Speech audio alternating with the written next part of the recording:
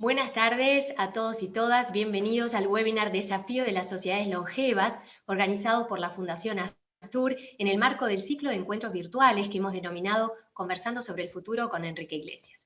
Queremos agradecer especialmente a nuestros panelistas, la doctora María Blasco, bióloga molecular, y al doctor en Derecho y Ciencias Sociales, Rodolfo Saldaña. También muy especialmente a todos quienes nos están siguiendo a través de la plataforma YouTube y se han hecho un hueco en esta jornada para acompañarnos a pensar juntos y a analizar juntos sobre esta temática. A las autoridades nacionales, departamentales, la academia, medios de comunicación, organizaciones de la sociedad civil, estudiantes, docentes, profesionales y especialistas de la temática, directivos y miembros del Consejo Asesor de Fundación Astur, profesores, alumnos y amigos de esta casa. Debido a las actuales medidas sanitarias recomendadas en el sentido de mantener un distanciamiento social que ha generado toda esta pandemia del COVID-19, la Fundación Astur decidió seguir en contacto con su gente, seguir conversando sobre los temas que importan al país y al mundo, de esta manera, a través de encuentros virtuales que nos permitan acercarnos, dialogar y seguir juntos en este camino. En particular atendiendo a esta temática de los mayores que ustedes conocen que Astur viene desarrollando hace más de 11 años. Un grupo humano, el de las personas mayores, fuertemente golpeado en esta pandemia y por tanto más atención queremos que se le pueda brindar a la temática. Es un hecho que a su vez la esperanza de vida genera una serie de oportunidades, pero también de desafíos. Y de esto es de lo que vamos a estar hablando hoy en este webinar. La actividad se va a desarrollar a través de la participación individual de cada uno de los panelistas. Luego pasaremos a un conversatorio en el que los tres podrán conversar y analizar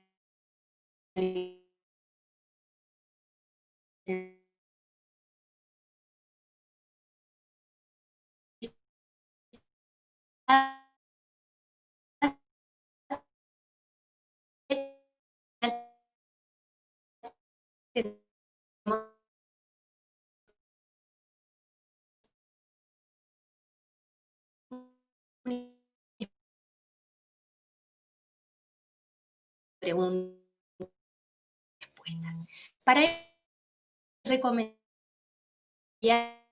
sus preguntas o comentarios al fundador y presidente de Fundación Astur, contador Enrique Iglesias. Bienvenido. Bueno, muchas gracias. Muy buenas tardes. Un cordial saludo a todos los participantes, todos y todas los participantes. Particularmente un muy cordial agradecimiento a nuestros dos invitados que mucho honran a esta casa y a este objetivo. Como ustedes saben, la Fundación Astur ha sido creada hace unos años con un grupo de amigos con el propósito central de concentrarnos en dos grandes actividades. Por una parte, nos ocupamos de vez en cuando de los temas económicos, sociales del país para formar parte un poco del gran debate nacional sobre estos temas, pero el tema central que ha ocupado, sigue ocupando nuestras preocupaciones, ha sido precisamente el tema de los mayores. Y creo que este no es un tema nuevo, particularmente en el mundo, no es tampoco en América Latina y mucho menos en nuestro país, donde durante muchos años parte de la identidad nacional se debe haber tomado el tema de la seguridad social como un gran tema central al cual hay que prestar toda la atención de todos los sectores políticos, económicos y sociales del país. Pero como parte de esta preocupación por los problemas de los mayores, nos queremos acercar un poco a entrar en este tema de la longevidad, la extensión de la vida. Yo creo que es un tema muy preocupante que ha estado muy concentrado en los problemas, como digo, de la seguridad social, de la atención sanitaria, pero pocas veces lo hemos puesto en las perspectivas en que hoy se nos plantea el problema. Y esa perspectiva tiene que ver con el hecho de que la esperanza de vida ha crecido de forma espectacular. Durante siglos la humanidad estuvo viviendo con una esperanza de vida de 25, 30 años. Solamente allá por el año 1945, al final de la guerra, la esperanza de vida había subido hasta 45 años. Hoy, según dicen las estadísticas, llegar a 60, 70 y 80 en muchos países es una realidad. ¿Qué significa la extensión de la longevidad como problema económico, social y político? Ese es el tema que nos preocupa y sobre el cual quisiéramos abundar. Lo primero, por supuesto, es que el tema de la longevidad, de la extensión de la vida en el planeta, pues implica un gran impacto sobre la estructura misma de esto que nos venía preocupando, que es la seguridad social. Es decir, de alguna forma, en este momento, el bono demográfico que tanto usamos, donde el número de activos era siempre mayor que los menores de 15 años y los mayores de 60, eso se está alterando rápidamente, lo cual propone un desafío importante como considerar el problema. Ahora, nosotros queremos ir un poquito más allá en nuestras preguntas y es entrar directamente al tema de el alargamiento de la vida. ¿Qué significa en todos los planos de la vida? Yo creo que en este tema hemos interrogado siempre a los especialistas en los problemas sociales, económicos, pero no nos hemos acercado lo suficiente a la ciencia, a lo que está realmente en este momento produciéndose en el mundo con respecto al tema de la extensión de la vida, como un fenómeno que aparece hoy como una realidad. Y es por eso que en el día de hoy hemos invitado a dos personas que nos pueden acercar al tema en esa doble perspectiva. ¿Dónde está la ciencia? ¿Qué está prometiendo o anunciando la ciencia? Y por otro lado, ¿qué hacemos con los factores socioeconómicos que van a estar con nosotros en el futuro? Respecto a lo primero, tenemos el gran placer de tener con nosotros a María Blasco, una distinguida bióloga molecular, que nos va a plantear un poco la visión de la ciencia con respecto al envejecimiento. ¿Qué está pasando? ¿Qué están descubriendo? Le digo que le decía a la doctora que estaba leyendo este libro de ella que se llama Morir joven a los 140. Se dice rápido, ¿no? Pero lo que tenemos unos cuantos años es absolutamente estimulante el título, pero lo es mucho más la fascinante lectura de este libro. Esa nos va a dar esa perspectiva. Y por supuesto tenemos el honor de tener con nosotros al amigo Rodolfo Saldain, una verdadera autoridad en el país en los temas vinculados con estos problemas socioeconómicos, presidente ahora del grupo que va a definir la situación de la seguridad social en los próximos años. Y también les debo decir que este libro de Rodolfo, La era de los nuevos viejos, es un libro que debería ir en la biblioteca con el otro, pero juntos, porque tiene mucho que ver uno con otro respecto a este tema que nos preocupa y ciertamente nos estimula. Yo no quiero simplemente decir estas palabras de agradecimiento y explicar qué es lo que nos moviliza. Nos preocupan los mayores, nos preocupa el futuro de la humanidad, pero nos preocupa este gran triunfo que está teniendo la humanidad con respecto a la muerte, que es el triunfo de extender la vida de calidad. Con estas palabras simplemente le reitero el agradecimiento a la doctora y el amigo Saldain y por supuesto lo dejo en el uso de la palabra. Adelante, Rosa. Damos la palabra entonces a María Blasco, la doctora científica del Centro Nacional de Investigaciones Oncológicas, tras estas palabras de nuestro presidente que dan una introducción a lo que va a ser este webinar, que por otra parte pone sobre la mesa, como bien dice Iglesias, un tema de absoluta actualidad en el país y en el mundo. Y esto nos permite conversar incluso con gente que nos está hablando desde distintos países. Nos comentan que están desde Italia, nos comentan que están desde Argentina, desde España, por supuesto, desde diversos rincones de nuestro país y desde otros países de América Latina. Damos entonces paso a María Blasco, directora del Centro Nacional de Investigaciones Oncológicas, líder del grupo de telómeros y de telomerasa. Es una bióloga molecular dedicada a estudiar el papel de los telómeros y la telomerasa en cáncer y envejecimiento, un campo de investigación en el que se destaca a nivel mundial. Ha contribuido a identificar los genes de la telomerasa de los mamíferos y generó los primeros ratones sin telomerasa. Estos ratones fueron decisivos para demostrar que los telómeros cortos son suficientes para inducir el envejecimiento. Junto a su grupo, ha demostrado que es posible retrasar el envejecimiento y sus enfermedades asociadas, activando dicha enzima. Sus estudios han sido publicados por las revistas científicas más relevantes, como Cell, Nature, Science o Cell, Stem Cell, etc. Sus logros han sido reconocidos a través de prestigiosos premios internacionales como el Joseph Steiner Cancer Research Award de Suiza, el Corbe European Science Award de Alemania, la medalla de oro de la Organización Europea de Biología Molecular, así como en el Premio Nacional de Biología Santiago Ramón y Cajal y el Premio Rey Jaime I, entre otros. Blasco es vicepresidenta de la Alianza de Centro Severo Ochoa y María de Maeztu y ha recibido 3 doctorados honoris causa en España. Además, en octubre del 2017 recibió la distinción al mérito científico de la Generalitat Valenciana. María Blasco ha sido editora o monitor editor de diferentes revistas científicas como Cancer Research y Journal of Cell Biology y miembro de varios consejos científicos asesores de España y en el extranjero. En 2020, Blasco ha sido nombrada miembro del Real Patronato del Museo del Prado de Madrid. Ahora sí, María, estamos contigo. Bienvenida, gracias. Muy buenos días, para mí es un placer. Muchas gracias por la presentación. Voy a compartir la pantalla para poder presentar mi presentación de PowerPoint. Espero que lo ven bien.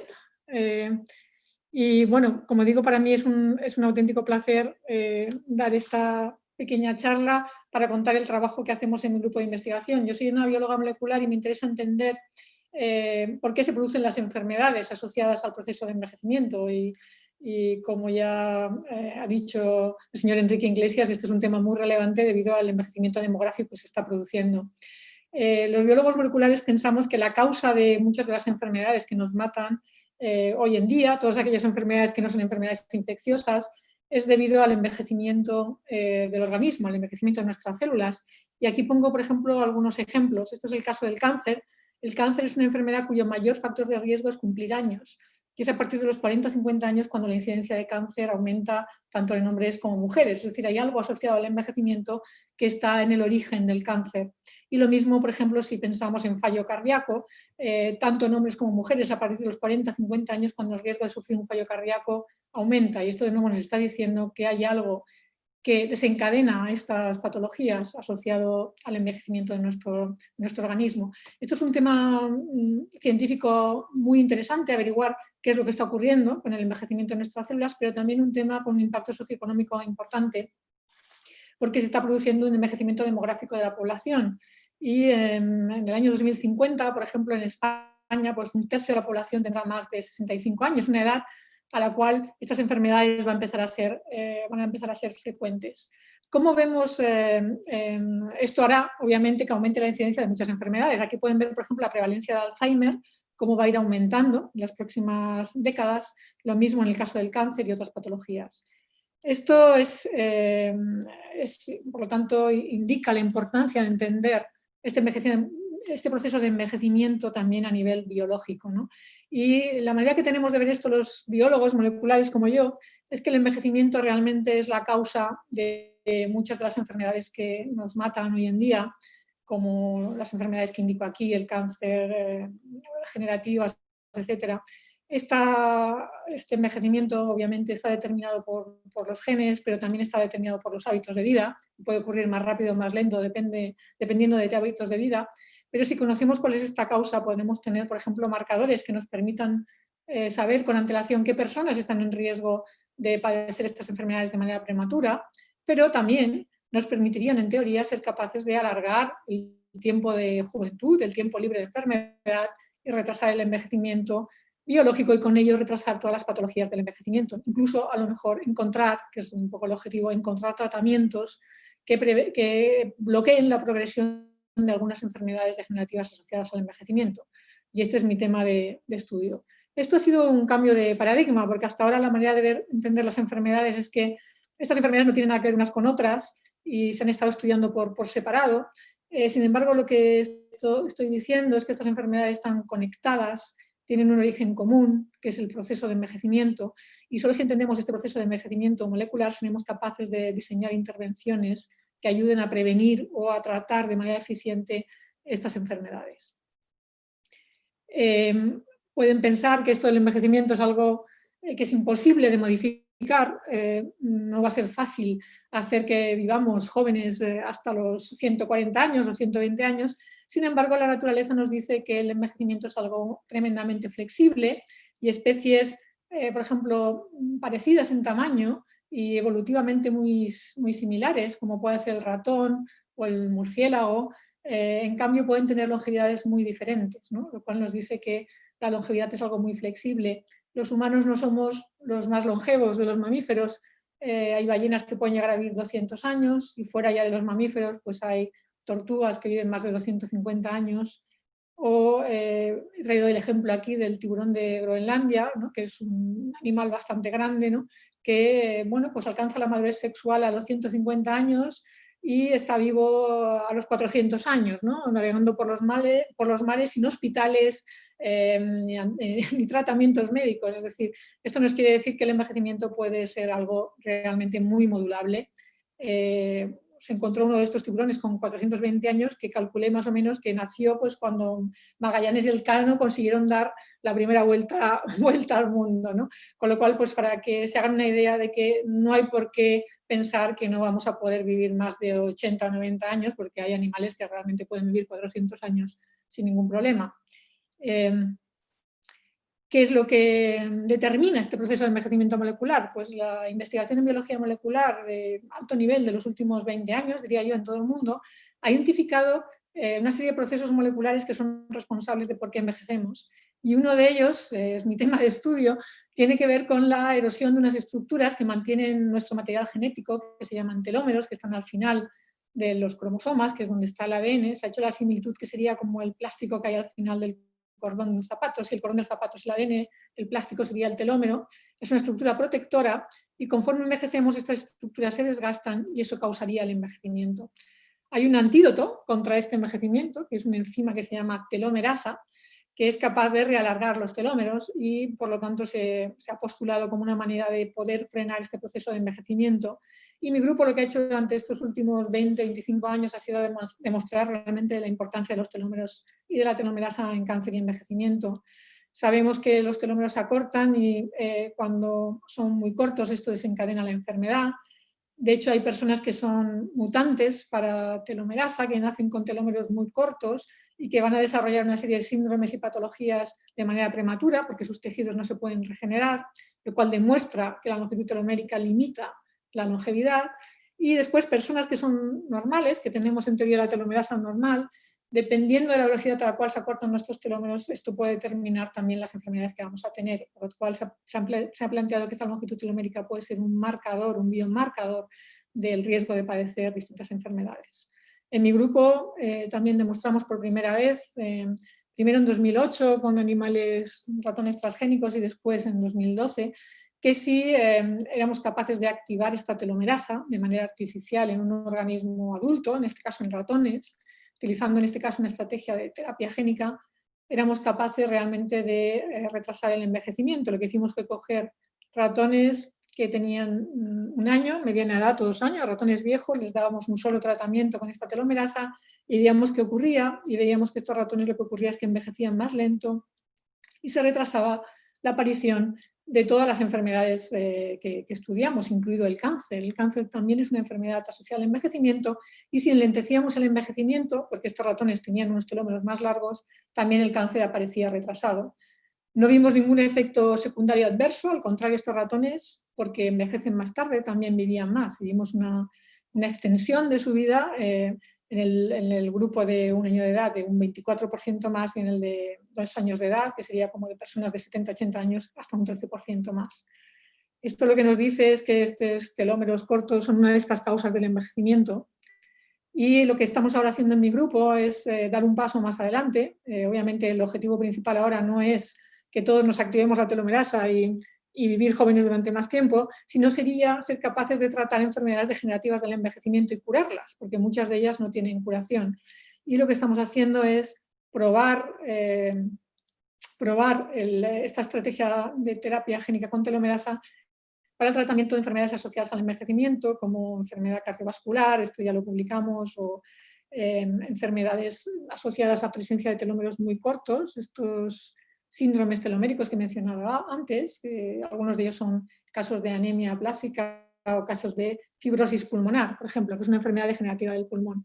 Y uno de los últimos trabajos que hemos hecho en mi grupo pues, ha sido demostrar realmente que podemos realmente tratar en modelos animales de fibrosis pulmonar esta patología y la podemos realmente curar. Y hasta ahora pues en humanos no hay ningún tratamiento curativo para esta enfermedad y nuestro objetivo pues, es llevar estos descubrimientos a humanos para pues, poder demostrar por primera vez, si lo conseguimos, que se puede curar una enfermedad asociada al envejecimiento basado en el conocimiento molecular de por qué envejecemos, que eso todavía no ha ocurrido, todavía no se ha conseguido curar ninguna enfermedad degenerativa asociada al envejecimiento con ninguna terapia, pero bueno, en este caso si lo consiguiéramos sería una terapia que está basada en el conocimiento profundo de por qué envejecemos a nivel molecular. Termino aquí recordando que estos telómeros son una de las causas del envejecimiento y que estudiamos el envejecimiento no para ser inmortales, sino para poder curar enfermedades que hoy por hoy son incurables. Y termino aquí con mi presentación.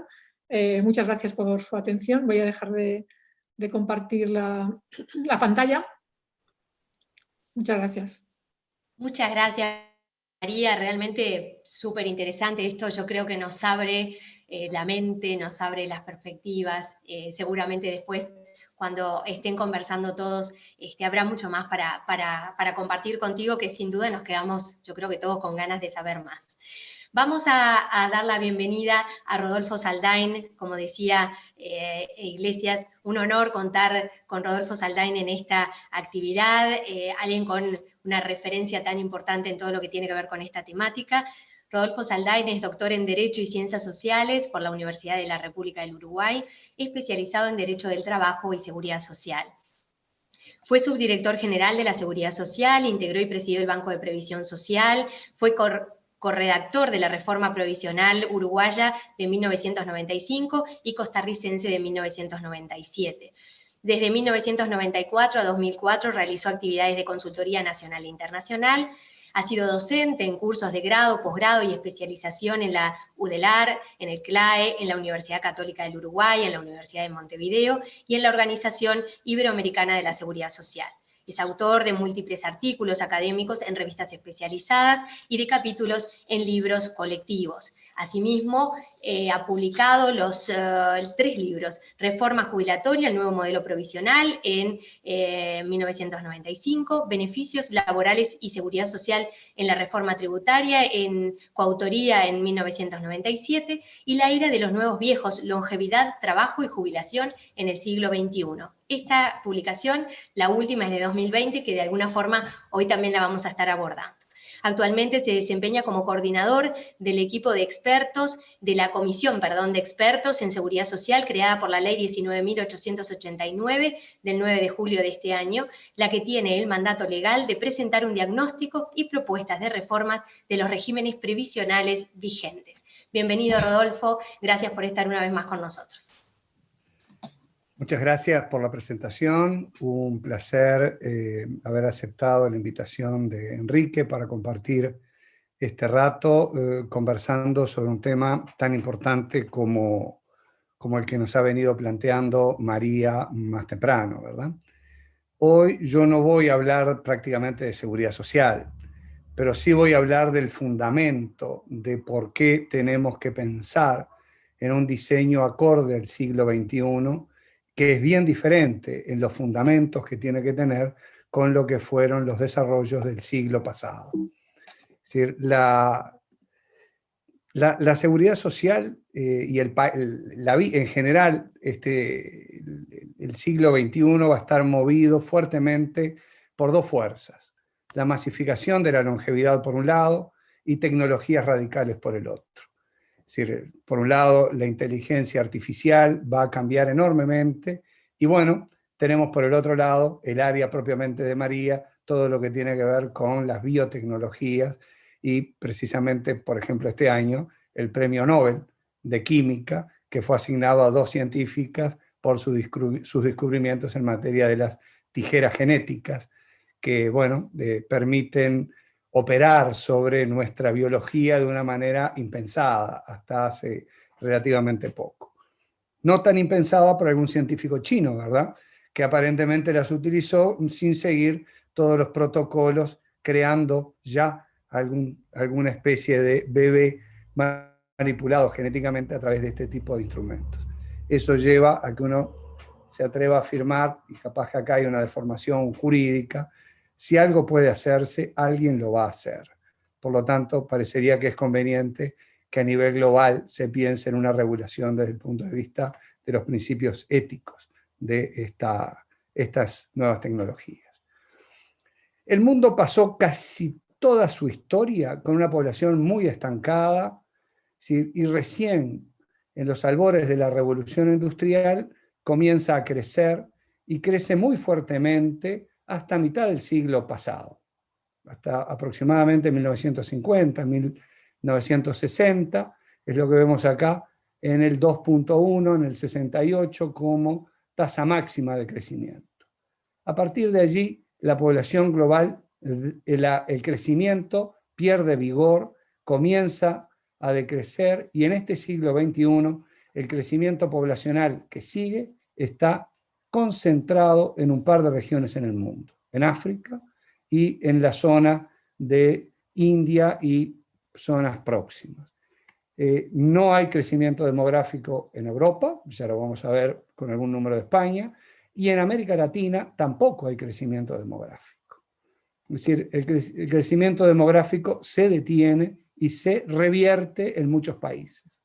En España, como ven allí, ya está prácticamente en declive el número total de la población, y particularmente la población en edad de trabajar.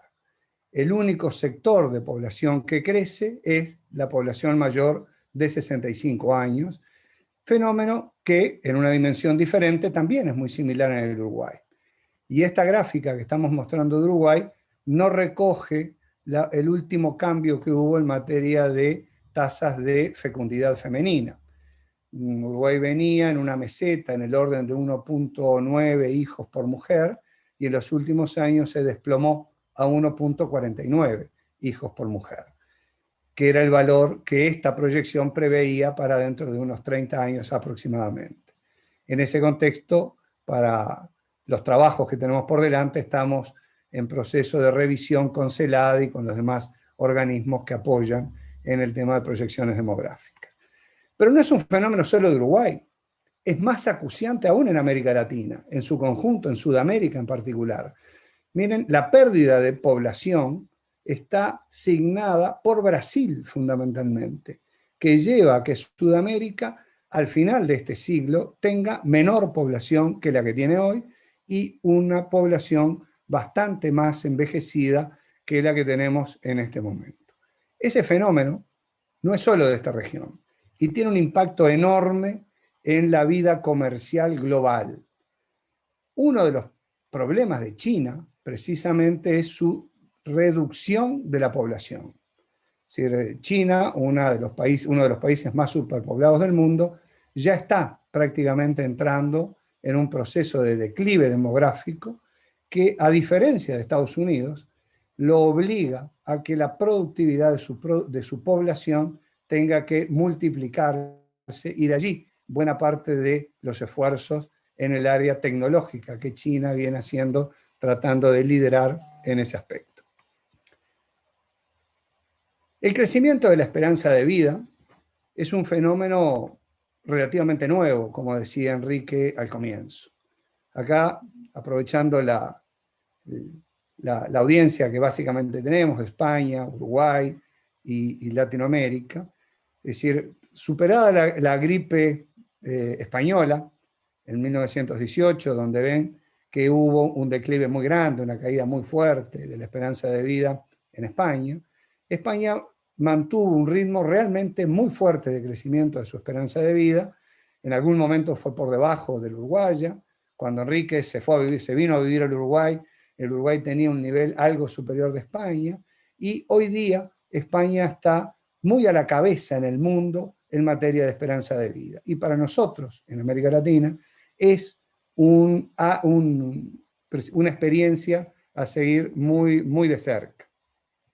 Ahora, el crecimiento de esa esperanza de vida es a nivel de todo el globo. Es decir, en todo el mundo crece la esperanza de vida. Y acá estamos hablando de esperanza de vida de periodo, es decir, sin mejora científica. Y como vemos, María está empeñada en lograr que vivamos más, y esperemos que lo logre, y de paso probablemente también vaya a estar logrando que la quiebra de los sistemas previsionales sean más rápido de lo previsto. Pero bueno, son cosas que tenemos que tener presente en todos estos diseños en los que estamos trabajando. También la esperanza de vida de los 60 años que es la que a efectos previsionales interesa, ha tenido una evolución bien importante. Es decir, y tanto España, que está a la cabeza en Europa, con Francia, y Uruguay también han tenido una evolución muy importante. A los 60 años, para ambos sexos, en España, la esperanza de vida que reporta la OMS es de 20 años y fracción, para Uruguay de 17 y fracción, con una heterogeneidad importante debido a sexo y a nivel socioeconómico. ¿Qué desafíos tiene todo esto para el siglo que estamos viviendo? El siglo XX fue el siglo de construcción gradual del estado de bienestar, sobre todo a partir de la Segunda Guerra Mundial, sobre una base demográfica, como decía Enrique al comienzo, creciente y joven. El siglo XXI es exactamente lo opuesto, una base demográfica decreciente y envejecida. Eso desafía enorme cantidad de aspectos de los diseños, desafía la base imponible, es decir, el siglo XX desarrolló el estado de bienestar sobre la base de más trabajo, más trabajadores, más producción, más salario. El siglo XXI, los jóvenes, nuestros hijos, nuestros nietos, miran con bastante preocupación una mochila que seguramente es bastante más grande que la mochila que nos ha tocado a nosotros poder llevar adelante. En el caso uruguayo, si nosotros tomamos la población uruguaya de 1950, cuando Uruguay era campeón del mundo en fútbol, había 8 personas en edad de trabajar por cada persona mayor de 65 años. Hacia 1950, hacia el 2050, vamos a estar en 2 y fracción por cada persona mayor de 65 años. Eso, si nosotros pensamos financiarlo a través de transferencias intergeneracionales, realmente estamos poniendo en una mochila que ni el hombre maravilla la podría sustentar. La justicia entre generaciones es de los aspectos más difíciles de evaluar. Implica medio ambiente, implica endeudamiento público, implica compromisos educativos, e implica también la seguridad económica en la vejez. La realidad del siglo, de nuestro siglo, es bien diferente de la realidad del siglo del bono demográfico, el siglo de la adolescencia, donde la adolescencia nace como grupo social. No existía antes la adolescencia como grupo social. Nace aproximadamente en la segunda mitad del siglo pasado. Es decir, y la vejez, que es la vejez que relata Simone de Beauvoir en esta obra clásica de ella, es una vejez que lucía de alguna manera como mi libro de la vejez, bastante gastado, un poco decrépito. Esa no es la vejez que tenemos hoy. Hoy la vejez en el siglo XXI es bien diferente, es una vejez mucho más activa, mucho más dinámica, es la vejez que trato de relatar en alguna manera y describir de alguna manera en el libro que mencionaba Enrique en la presentación. El dividendo de la longevidad es el gran desafío que tenemos por delante. Ya no hay chance de crecimiento poblacional y de que cada vez hay más jóvenes para incorporar al mercado de trabajo. Hoy la brecha que puede ayudar en su reducción es entre los sexos, incrementar los niveles de actividad femeninos que todavía están, por lo menos en el Uruguay, algo significativamente por debajo que los del hombre. El dividendo de la longevidad requiere para su aprovechamiento una serie de cambios. Requiere una nueva cultura del envejecimiento fundamentalmente y cambios de tipo institucional. El edadismo es uno de los estereotipos más fuertes que están marcando la dificultad de las personas de cierta edad para incorporarse y mantenerse activas en la sociedad. Esto desafía la educación. En el libro yo cuento el relato de un amigo, da la casualidad que también español, que emigró al Uruguay, que perdió su trabajo con 60 años y quiso hacer un profesorado de historia de 4 años. Bueno, por su edad hubo que superar un umbral para poder estudiar en esa institución que forma profesores de educación secundaria en el Uruguay. Tras 4 años de estudio, fue un feliz profesor durante por lo menos 6, 7 años, y más felices sus estudiantes, que pudieron aprovechar ese capital humano acumulado durante tanto tiempo. La compatibilidad entre empleo y jubilación. Yo leí atentamente una entrevista de hace unos días de Enrique en El Observador, destacaba ese punto. Y bueno, hoy tenemos debilidades en todo eso. Vivienda, el hábitat urbano, movilidad, las empresas, las organizaciones van a tener que adaptarse a una fuerza de trabajo mucho más intergeneracional. No es posible ya prescindir de la fuerza de trabajo de las personas de mayor edad. Nace también, o aparece también, un mercado muy poco conocido, muy poco entendido, que es el mercado de consumo de los mayores. La silver economy en inglés, la economía dorada, economía plateada, como se le quiera llamar en español. Allí hay enormes oportunidades de negocios para las empresas que entiendan las necesidades de esta población. Y yendo ya a algún aspecto más individual, más personal, la vida en 3 etapas clásicas del siglo XX. Una etapa de estudio hasta el orden de los 20, una etapa de trabajo hasta el orden de los 65, y una etapa de retiro después. Esa vida de 3 etapas, con 3 fronteras bien definidas, no es la vida del siglo XXI.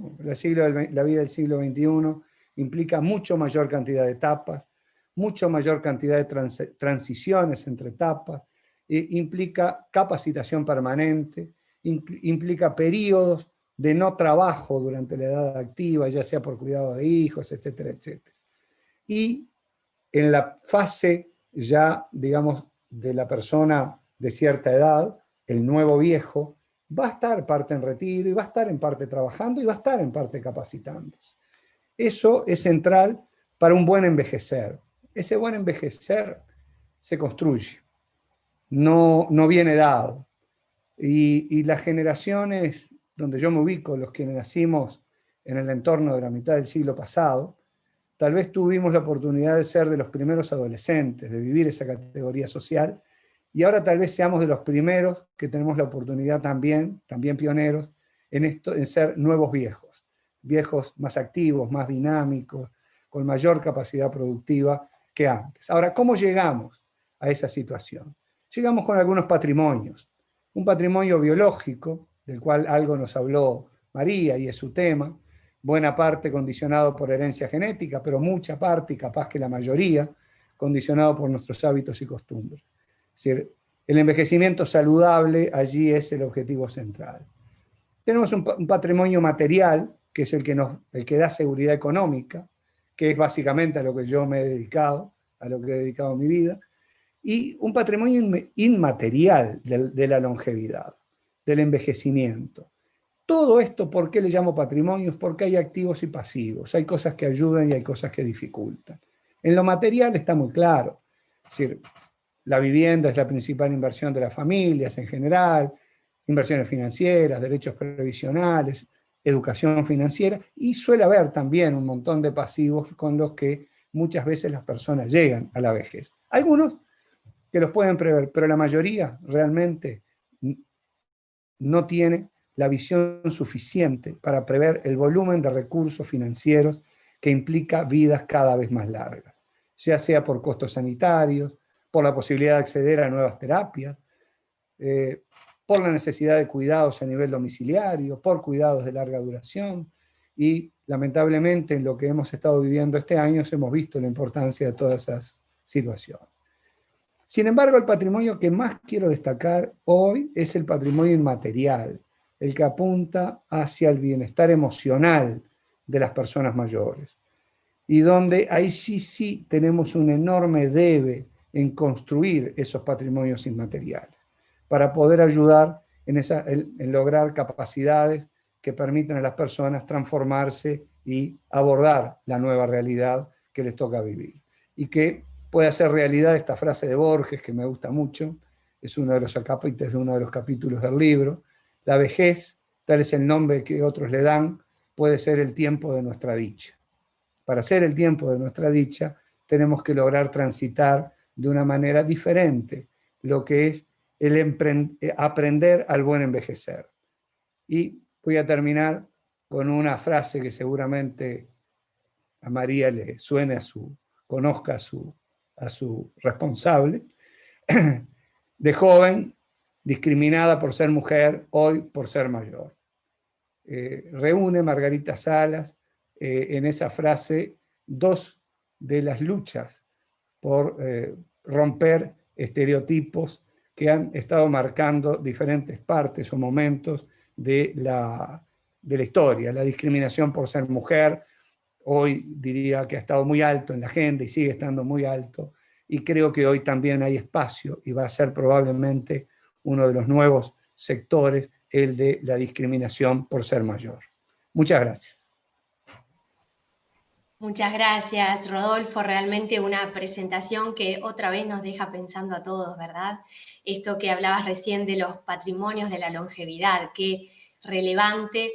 A veces las cosas las tenemos delante y no nos damos tanto cuenta, ¿no? De cuánto se puede hacer allí, cuánto tenemos por hacer y qué compromiso tiene cada uno en cada una de estas etapas y de los patrimonios de los que tú hablabas.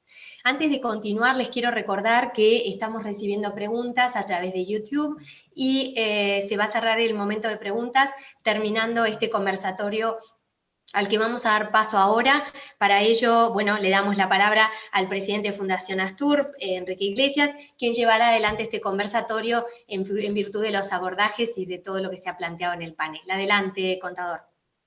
Gracias, Rosario. Bueno, muchas gracias por esta brillante exposición, Rodolfo. Creo que es extremadamente útil para lo que yo creo que importa en todo este debate. Es decir, no quedar atrapados solamente en cómo resolver el tema de la seguridad social, sino cómo vemos en su conjunto el tema del envejecimiento, que genera, como tú dices, problemas, dificultades para enfrentarlo, pero grandes oportunidades. Y para eso yo creo que le importa mucho poner el tema en esa visión general.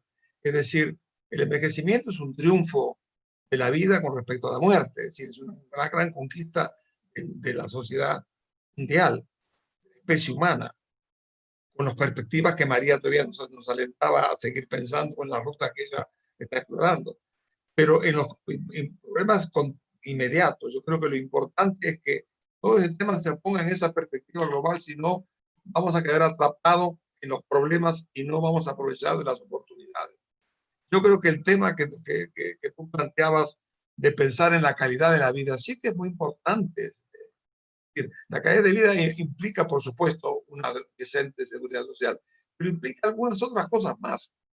Desde luego, el sistema sanitario, pero también la oportunidad de seguir aportando, si lo desea, el mayor a la sociedad, que sea capaz de poder insertarse en formas de trabajo que además las nuevas tecnologías van a beneficiar, porque no dependen tanto del esfuerzo físico, sino dependen más que nada de la condición y la formación educativa para poder movilizar estas nuevas tecnologías. Es decir, que a mí me parece que el tema planteado, este enfoque global, es quizá la mayor lección que uno puede extraer de tu presentación y la presentación de María.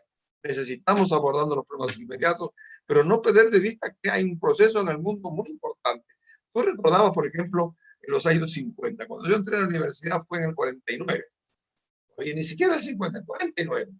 Y yo me acuerdo que en aquel entonces, por ejemplo, el señor Malthus nos metió un susto enorme, porque las proyecciones malthusianas del mundo eran realmente catastróficas.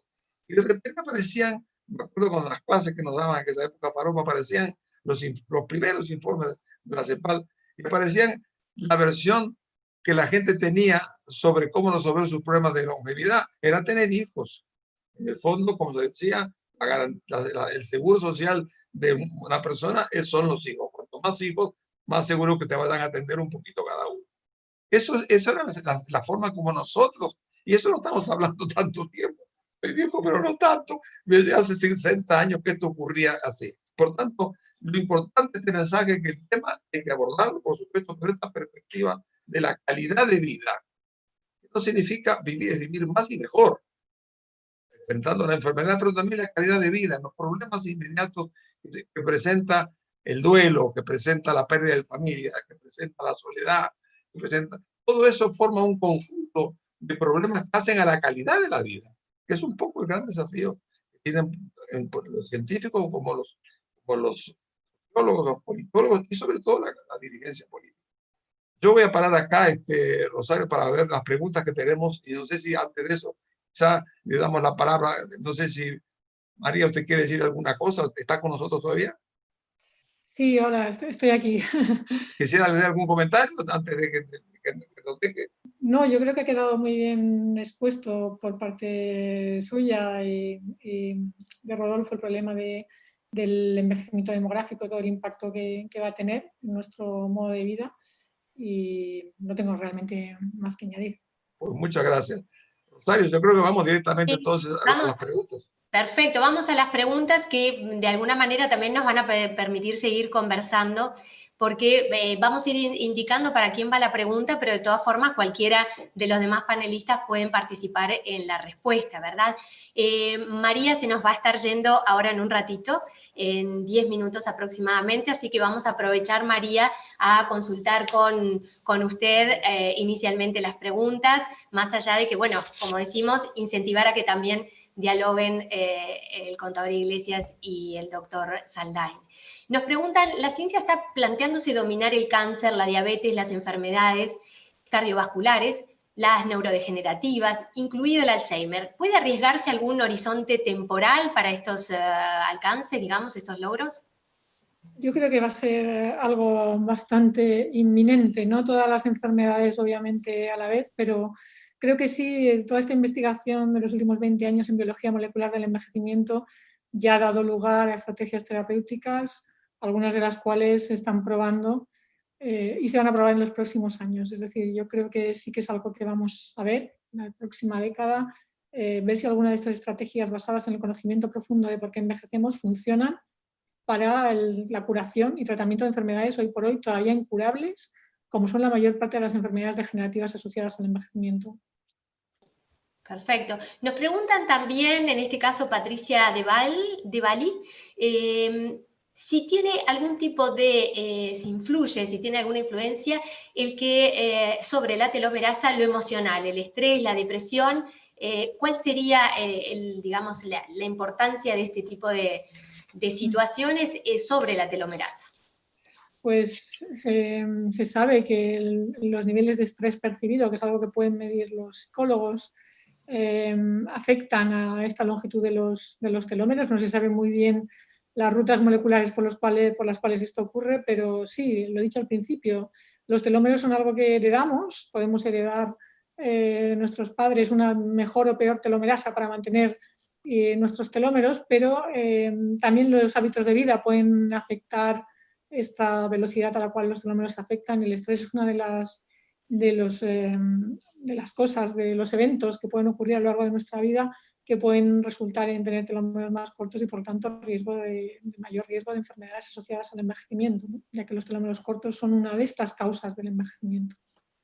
Perfecto.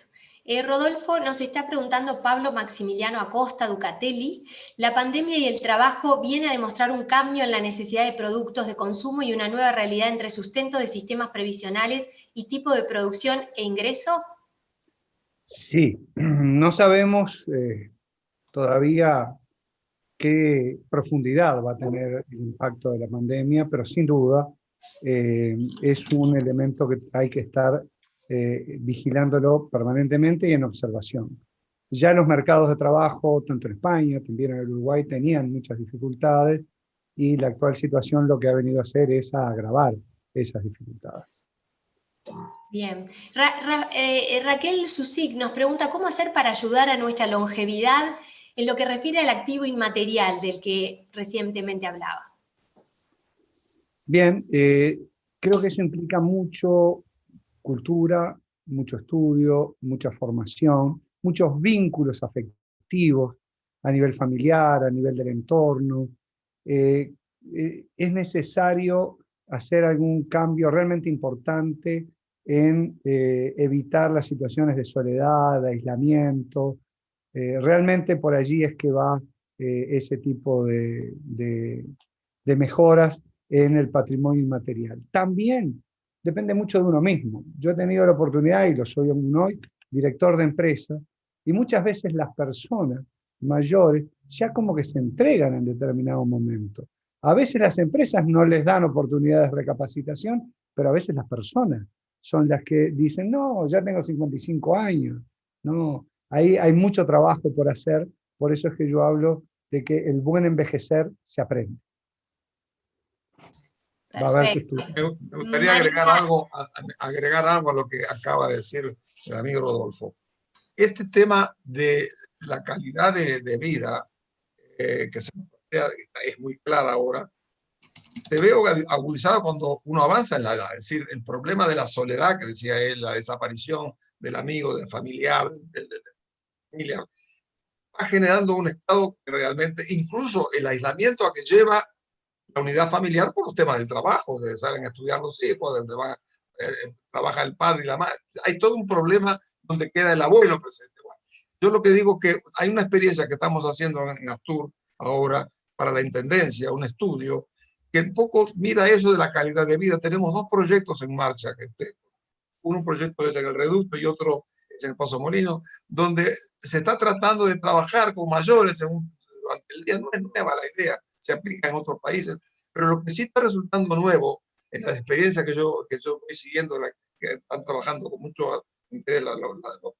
colaboradoras en la oficina, es cómo la gente al asociarse encuentra el uso del día, prioriza el ejercicio físico, prioriza el movimiento, la música, el baile, la cocina, pero vence en la soledad, que es muy importante. Ojalá tuviéramos 20, 30 de esos centros en Montevideo que pudieran de alguna forma alentar este tipo de convivencia. Muy importante el tema de la soledad. Yo no sé, María, pero acelera la muerte, porque es una de las formas, yo no sé por qué forma, pero es la realidad. Entonces, de alguna forma, lo que dice Rodolfo es verdad, la calidad de vida hoy es un tema que acompaña a lo que nos está dando la biología y la naturaleza humana, que es extender la vida, pero extenderla con calidad, no simplemente tener más años. María. Me voy a despedir ya. Ha sido un placer. Muchas gracias, Enrique, Rodolfo, Gracias, María. Rosario, y a todos ustedes. Muchas gracias. Gracias por tu confianza. Muchas gracias, María. Ha sido un gusto tenerte contigo, tenerte con nosotros. Y vamos a enviarte seguramente alguna de las preguntas por si tú nos puedes dar alguna orientación para acercarle, porque siguen llegando preguntas para hacerte a ti. Ha generado mucha curiosidad y también mucho interés todo lo que nos has contado. Gracias y continuamos unos minutos más con el contador Iglesias y el doctor Saldain. Hasta pronto, María, gracias. Nos preguntan para que profundicemos un poquito más en lo que podemos seguir trabajando a nivel de las personas mayores para, como decíamos hoy, mantener el patrimonio inmaterial, pero también cómo podemos trabajar pensando en el futuro, haciendo una pequeña introducción a lo que es la seguridad social. ¿Cómo se enfrenta este país y el mundo a esta situación en la que queremos que los mayores continúen trabajando de alguna manera, pero también manteniendo una protección social importante? Sí, el envejecimiento poblacional es un fenómeno que tiene ya larga data, ¿verdad? Uruguay lo viene experimentando desde hace décadas, pero hay países en el mundo que lo están experimentando desde mucho antes que nosotros. Y pensemos en países del norte de Europa, por ejemplo, que son países que tienen sociedades bastante más envejecidas que la nuestra. Y que han tenido la sapiencia, diría yo, de preparar tanto los aspectos de la seguridad económica como los del bienestar espiritual de una manera un poco diferente. En materia de seguridad económica, países como Suecia, como Países Bajos, como Dinamarca, tienen esquemas de pensiones, de jubilaciones, como le llamamos nosotros, de carácter mixto, de larguísima data. Ellos han venido creando ahorro jubilatorio desde décadas antes y hoy tienen, por ejemplo, 2 veces su Producto Bruto Interno en ahorro jubilatorio. Uruguay tiene, en sus 25 años de experiencia de un régimen mixto, aproximadamente un 30%. Chile, con 40 años de experiencia de un esquema de capitalización individual hegemónico, tiene 70%. Es decir, que esos países nórdicos, que son ejemplos de desarrollo social, y que a mí me gusta decir que nosotros no somos suecos con S, pero tampoco somos suecos con Z. Es decir, que somos capaces de darnos cuenta dónde están los mejores de la clase, dónde están los que han sabido abordar mejor las soluciones para esta nueva realidad. Si nosotros pensáramos que es posible seguir financiando la seguridad social, incorporando siempre nuevos puestos de trabajo, nuevos aportantes, estaríamos cometiendo un error imperdonable, creo yo, porque ese mundo ya no existe, ya es el mundo del declive demográfico, como veíamos. Entonces tenemos que ir hacia modelos como los de esos países que implican un componente muy alto de ahorro, de esquemas de ahorro, y un componente también muy alto de beneficios mínimos garantizados para quienes no tienen esa capacidad de ahorro. Por allí tenemos una línea fuerte.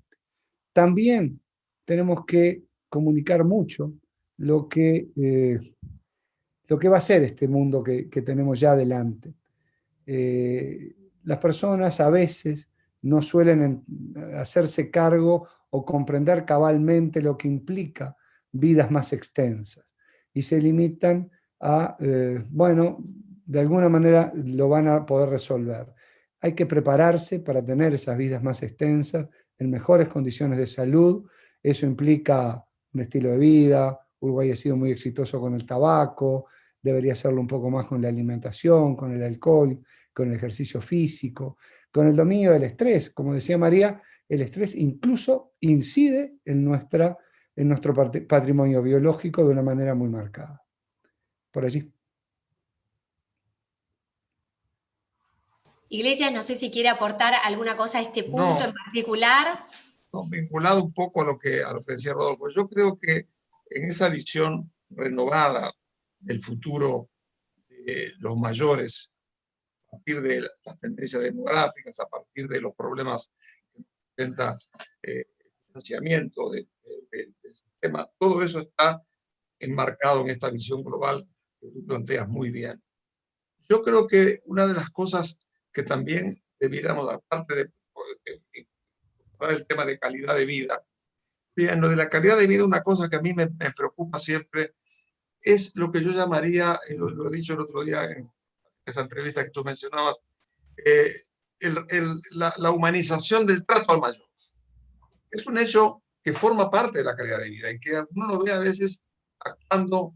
Hay una tendencia, por ejemplo, a la infantilización del trato al mayor o algo por el estilo. Yo creo que todo eso son problemas que hacen crecer el respeto y la necesidad de que haya una cultura vinculada a la humanización del trato al mayor. La otra cosa que me preocupa es esto que también mencionabas, es que nosotros vamos a tener ahora, desde el punto de vista del funcionamiento económico, una caída de la población activa. Pero vamos a tener una demanda de la nueva demanda que significa la expansión del sistema productivo. El hecho de pensar en los mercados de trabajo donde el mayor pueda tener su presencia, pueda aprovecharse con las nuevas tecnologías, es decir, que haya una capacidad para lo que quieran tener algún tipo de actividad, yo creo que eso va a compensar un poco todo el tema de la caída de la mano de obra disponible en el sistema económico del país. Hoy en día apelamos a las fuerzas migratorias. También las fuerzas migratorias están en retracción en esta parte. De alguna manera, aprovechar la formación, la capacitación en actividades particulares de trabajo que permitan al mayor acceder a ello. Me parece que es algo que habría que repensar en el tiempo que tenemos. Adelante, Rosario. Yo estoy completamente de acuerdo con eso que acabas de decir, Enrique. Yo creo que hay que habilitarle a las personas que quieran trabajar, que lo puedan hacer. Y que hay que habilitarlo en el mundo en general ocurre así. ¿Cuál es el principal obstáculo que suele plantearse? Bueno, que compitan por trabajo joven. Y eso es una preocupación bien importante, bien valedera. Pero, por ejemplo, en España y en Estados Unidos, los mayores de 50 son los principales emprendedores. el tipo de trabajo de la gente joven es bien diferente del tipo de trabajo del mayor. Y hay muchas experiencias en el mundo que habilitan esa compatibilidad de acumular la posibilidad de estar en retiro y al mismo tiempo tener una actividad de carácter económico, para quien lo quiera, por supuesto. Creo que también son más. Perdón. En ese mismo sentido, yo quería incorporar otro elemento con el cual ciertamente uno imagina. La jornada de trabajo estaba en 60 horas, de sol a sol. Bajó a 48 con las reformas socialistas, bajó luego a 44. Los franceses fueron a 30. Yo tengo la impresión que la reducción de la jornada de trabajo es un tema inescapable. Eso va a venir. Eso va a significar que el trabajo pueda adquirir también nuevas formas donde la tecnología puede ayudar a aprovechar, a insertarse dentro de esta tendencia para dar ocupación a las personas que trabajan. Yo, por ejemplo, a mí me admira muchas veces y me angustia ver la cantidad de gente que me llama para decir, mire, yo quiero hacer cosas, quiero hacer voluntariado, porque quiero hacer algo. Y hay que inventarlo, no es tan fácil. Hay que inventar cosas que realmente permitan dar ocupación para mejorar, como digo, no solamente el ingreso, pero mejorar la calidad de vida que es tan importante. Rosario, adelante. Otra cara de la moneda, ¿verdad? Nos pregunta Margarita Perkovich, ¿cómo se incorporan los cuidados en los sistemas de seguridad social? Bien, un gusto, Margarita. En mi libro yo destaco que el sistema, los cuidados, la dependencia de cuidados, es el riesgo del siglo XX, del siglo XXI por excelencia. Así como las pensiones de sobrevivencia, dada la incorporación de la mujer al mercado de trabajo, es un riesgo ya algo perimido, la dependencia de cuidados, de la misma manera que la obsolescencia laboral, son dos riesgos sociales de primera magnitud en el siglo que estamos viviendo. Eso es producto de un análisis muy objetivo que tiene que ver con la reducción en materia de la dependencia de cuidados, la reducción de la familia. Ahí hay algunos yo creo que son prejuicios con los que hay que pelear, y es que hay quien sostiene que los sistemas de cuidados son propios de países ricos. En mi opinión, eso es una visión que no va al fondo del tema. El fondo del tema es que ¿por qué lo vemos hoy como un tema, cómo lo podemos ver como un tema de países ricos? Porque fueron los primeros que envejecieron, simplemente por eso. El drama en América Latina es que vamos a estar envejeciendo, y ya Uruguay lo está haciendo, obviamente, como bien sabemos, es decir, en un contexto económico mucho menos próspero y que implica un esfuerzo muy grande. Creo que allí hay una tarea por delante. A mí me parece que Uruguay tendría que ir hacia una especie de estrategia nacional de longevidad, o para una buena longevidad, que implique una visión integral de la situación, y donde la dependencia de cuidados es parte. Allí hay que ver si el diseño que se pensó hace unos años es el mejor, ya sea en el financiamiento, que ha presentado debilidades obvias, ya sea en el énfasis del tipo de beneficios, con un fuerte énfasis en los cuidados, en la figura de los cuidadores. Pero bueno, creo que hay mucha tarea por hacer allí. Con Enrique hemos tenido oportunidad de hablar bastante de eso y estamos en algunas actividades privadas tratando de apoyar la formación de cuidadores, porque realmente es una actividad que tiene la característica que es de ganar-ganar. Es de ganar para quien cuida, es de ganar para quien es cuidado y es de ganar para la sociedad en su conjunto. Probablemente haya que pensar en algún tipo de modelo, algo diferente, como han experimentado otros países, pero bueno, hay allí una buena oportunidad de mejora y de actuación. Voy a volver a lo que hablabas hace un ratito, Rodolfo, sobre lo que era la Silver Economy. Gustavo Sosa nos pregunta, ¿cuáles serían concretamente las actividades que deberían impulsar empresas y gobiernos para apoyar, para dar soporte a la Silver Economy? Bueno, en verdad, es como hacer negocios. El movimiento económico de las personas de 50 y más años de edad en todo el mundo, también en el Uruguay, es una categoría de consumidores creciente en calidad, en exigencia y en volumen. Volviendo a lo que hablábamos más temprano, en el siglo pasado, la adolescencia y la niñez pasó a ser un mercado. Pues bien, ahora hay acá también otro mercado que tiene que ver con las personas mayores. Es un mercado muy poco entendido, tan poco entendido al grado de que, por ejemplo, en la Universidad de Stanford se ha creado un departamento específico vinculado que se llama Longevity Economy. Está asociado directamente a la creación y al desarrollo de productos para esa población mayor, que son productos que tienen que escapar claramente a lo que decía Enrique de tratar al mayor como un, no sé, con un cierto disvalor, como un chiquilín que no logra comprender. Es decir, tienen que ser productos de otras características. Hay muchos ejemplos que se pueden dar, y yo recomendaría alguna lectura, pero lo podemos hacer capaz que por privado después, contestando algún mail, para evitar, digamos, para aprovechar mejor los pocos minutos que van quedando. Bien, nos pregunta Fabiana Kulshow del Observador, ¿qué incentivos gubernamentales se dan a las empresas para que contraten personas mayores en algunos países u otras políticas públicas que contribuyan en este sentido y que ustedes conozcan? Sí, ahí hay temas que son de mucha profundidad, incluso de la regulación laboral. En general, la antigüedad en el trabajo va asociada a mayores niveles salariales. Y por lo tanto, eso suele ser un desestímulo para que las empresas mantengan trabajadores que probablemente ya no tengan exactamente la misma productividad. Allí hay, digamos, que revisar muchos aspectos de la regulación laboral. No suele haber estímulos de tipo financiero.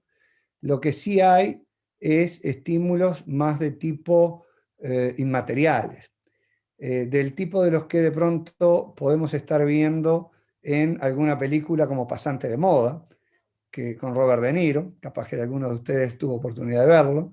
Es un ejecutivo retirado que ingresa a trabajar en una, no es una fábrica propiamente, en un centro de diseño de moda, todos millennials, toda gente joven.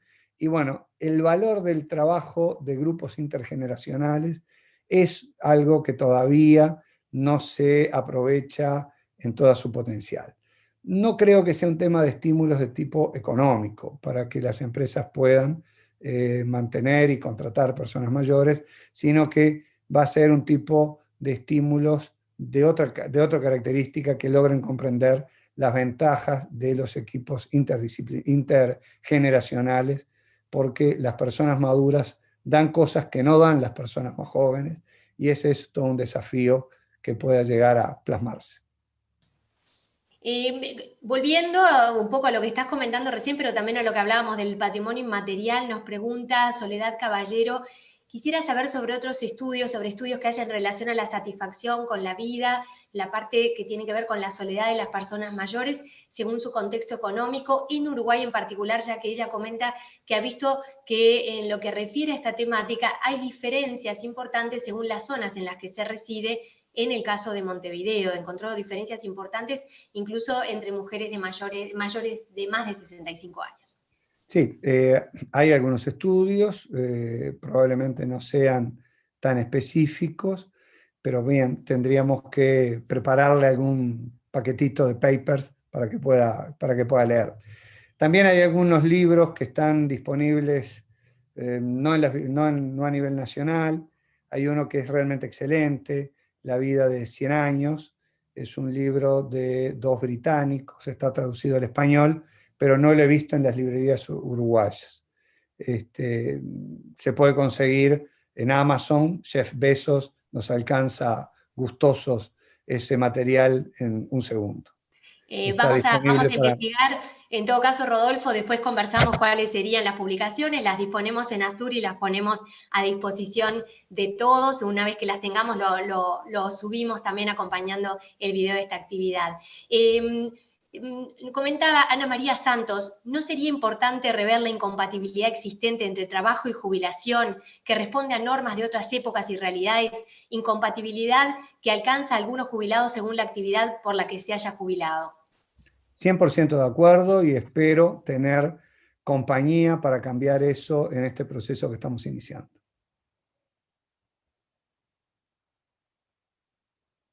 Ahora sí, a continuación, y en relación a esto, Celina Burmester nos pregunta, ¿cuál es, Rodolfo, tu propuesta en materia de compatibilidad entre trabajo y jubilación? Bien, mi propuesta básicamente es la siguiente, que a partir de una determinada edad a definir, que no sería la edad mínima, la jubilación fuera plenamente compatible con la actividad.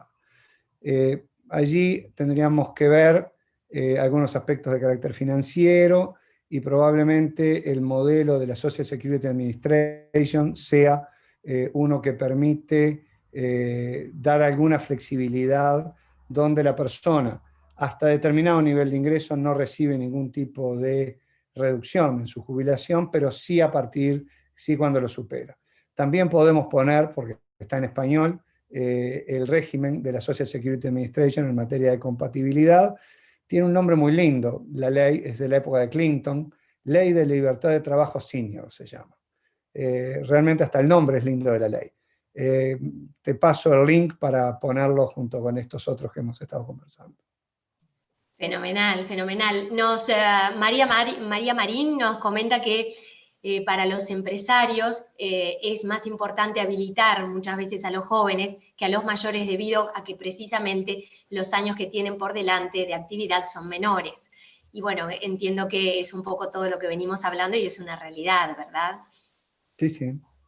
Y que no quita que pensemos en que atender a las generaciones más jóvenes, con todo lo que implica en el sentido de vulnerabilidad, tiene que estar sobre la mesa. Pero bueno, esta es otra temática a la que tenemos con la que nos tenemos que poner en acción, claro, porque se nos vienen épocas, como decías tú, donde cada vez va a ser más necesario, incluso para los equilibrios macroeconómicos y microeconómicos, ¿verdad? Claro, pero pensemos, por ejemplo, en que no solo es un trabajo en relación de dependencia. Exacto. En el caso español, por ejemplo, está regulado el tema de la jubilación activa, se le llama, y permite la posibilidad de que la persona trabaje, y si es alguien que pone un establecimiento y que emplea a alguna persona, tiene incluso beneficios. Exacto. Pensémoslo, ¿por qué una persona que se jubila y ya mayor no puede tener una librería si quiere, poner su auto unas horas en una plataforma para poder trabajar como Uber, u otro tipo de actividades, ¿verdad? No solo pensemos en relación de dependencia. Exacto, y por ahí hay algo bien importante que tú decías, esa capacidad emprendedora, incluso es claro que los emprendedores mayores tienen un nivel de sostenibilidad en sus empresas bien importante, incluso mayor que el de las personas más jóvenes, ¿no? He estudiado que el nivel de éxito que obtienen es mayor que el de los jóvenes. Exacto. Aunque no le guste mucho a Mark Zuckerberg, que dijo hace unos años en una conferencia famosa, está definitivamente probado que los jóvenes somos más inteligentes. Entonces tenía 25 años. Ahora. Creo que se olvidó que no tiene otra forma de envejecer, que estar vivo que envejecer. Va a llegar a ser de esos menos inteligentes que él dijo. Y aparte gana la perseverancia, gana la experiencia, o sea, hay muchas cosas que se suman y que tienen que ver con este patrimonio inmaterial que tanto interesó conversar, porque por ahí tenemos también un camino lindo para seguir incluso a través de todo lo que hace Astur y todo lo que ustedes van a estar haciendo en esta comisión tan importante que va a estar trabajando un tema especial como el de la seguridad social, pero que al fin y al cabo habla de ponernos en este nuevo paradigma que tiene la vida y la sociedad, ¿verdad? De encontrar otra forma de seguir viviendo, además del envejecimiento que teníamos antes, bueno, un envejecimiento diferente, ¿no? Contador, no sé si quiere agregar algo y vamos al cierre luego. Sí, no, yo quería simplemente agradecerle mucho a Rodolfo lo que nos ha dicho y la gran tranquilidad que da que tengamos a una persona con su visión global para presidir esta importante comisión que tenemos por el legislador. Yo creo que lo más importante, diría yo, que uno podría recoger de este debate tenido y la colaboración de estas dos personalidades es un poco retener que estamos en un momento importante de crisis muy fuerte en el mundo, va a sacudir en muchos sentidos muchas cosas. Esperemos que vamos a salir de ellos, pero esas crisis que nos crean grandes problemas también nos crean grandes oportunidades. Hacer pie un poco en las experiencias y mirar hacia adelante con ese espíritu. Creo que es lo fundamental. Me parece que Uruguay ha sido siempre un punto de referencia en muchos temas. Hay que sentirse orgulloso de eso. Cuando uno sale por ahí, se aprecia como este pequeño país ha podido sortear muchos temas y abrir muchas puertas en países en vías de desarrollo. Esta es una de las cosas que el país ha hecho escuela o ha hecho una experiencia. Yo pienso que con la misma fe que nos da un poco la experiencia del pasado y sin arrogancia, yo creo que el Uruguay puede de alguna manera ser un pequeño modelito de esto que hemos llamado una visión integral del envejecimiento e insertar el tema que va a ocupar un poco a la comisión de esta visión integral, donde hay que hacer acuerdos, balancear posiciones, pero de alguna manera dar un ejemplo de actualizar nuestra preocupación por el tema de los mayores en el nuevo contexto que nos propone el mundo, que nos propone la tecnología, que nos propone las tecnologías de la salud que nos anunciaban hoy. Todo eso abre campos muy lindos, muy, muy difíciles, pero en todo caso una nueva oportunidad de innovar en el país con estas visiones integrales, que en definitiva es porque en Asturias estamos haciendo estas cosas muy modestas, pero que se agrandan cuando uno ve cómo nos ha expuesto Rodolfo su visión. Agradecerle una vez más, felicitarnos, tenerlo. Nada más. Un gusto, Sin duda, Enrique, en haber participado de esta actividad, la primera de este ciclo de charlas que están organizando. gracias, Rodolfo. Bueno, le agradecemos a la doctora Blasco que ya se ha tenido que retirar. Saldain, un honor, un placer haberlo tenido nuevamente aquí con nosotros, al contador Iglesias que desde Madrid está aquí con nosotros desde más temprano, el equipo de Fundación Astur, a Clic Américas que nos ha asistido en la organización, a Lucía Cohen y a los medios de comunicación que nos han apoyado en la difusión de esta actividad. Informamos también que la conferencia va a estar grabada, está grabada y va a estar en nuestra página web, así que en unas horas les estaremos enviando un email en donde les podremos dar el enlace para poder verla, incluso con los documentos adjuntos. La invitación, sin duda, a seguir a Fundación Astur en las redes sociales, en donde podrán conocer sobre nuestras actividades, los próximos webinars y otras cosas en las que venimos trabajando en esta temática y en otras. Desde ya, muchas gracias, buena tarde, buen fin de jornada a todos, que estén muy bien. Gracias.